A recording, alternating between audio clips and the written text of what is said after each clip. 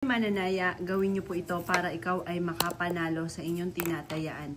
Isa po ito sa mga sikreto. Susulat niyo muna dito ang numero po na inyong tatayaan. Sample lang ito, 5, 7, 25. Halimbawa yung numero na alaga ninyo, yun po isusulat ninyo. 43 at 35. Yan. Sabihin niyo po dito ang inyong pangalan.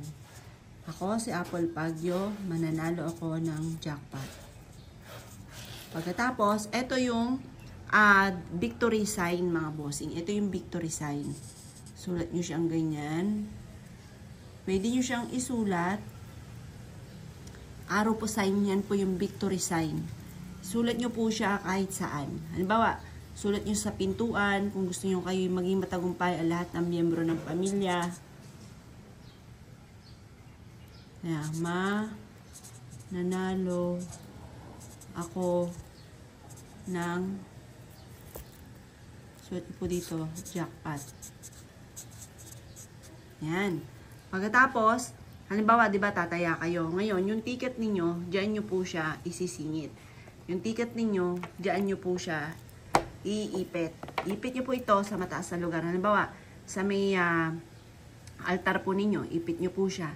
Makakatulong po ito upang sa ganon, kayo po ay manalo. Or kaya po, makakatulong po ito upang sa ganon, kayo po ay maka-attract ng swerte, lalo na sa pera. Kung ikaw ay mananaya, gawin nyo po ito agad. Lalo na kung nais ninyo na kayo ay manalo. Or kaya po, gusto nyo, kasi ito po yung arrow, the victory po yan. Halimbawa, ang inyong anak ay gusto nyo nangunguna lagi sa klase, matanggap sa trabaho, ito po yun. Ito yung isusulat nyo sa kwarto po niya. Araw, papasok. Yan po yan. O kaya po, halimbawa, ikaw po ay may nag-aahente ng lupa. Doon sa lupa na inaahente ninyo, lalagyan nyo siya ng araw. Huwag nyo na lalagyan ng pangalan ninyo ha. Hindi pwede nilalagyan yung lupa or kaya po yung semento ng pangalan. Diyan lang yan sa papel. Ngayon, ito yung araw ang ilalagay niyo. Ang importante, nakapagsulat ka ng sign ng araw. Kasi yung sign ng araw, the victory po yan. Yan po ay pagpapatagumpay sa mga pangarap po natin. Yan yung the victory.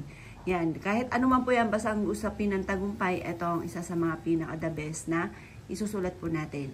Yan. Kaya kung gagawa ka ng ganitong mga pamamaraan, ay siya mga boss, good luck po sa inyo po lahat.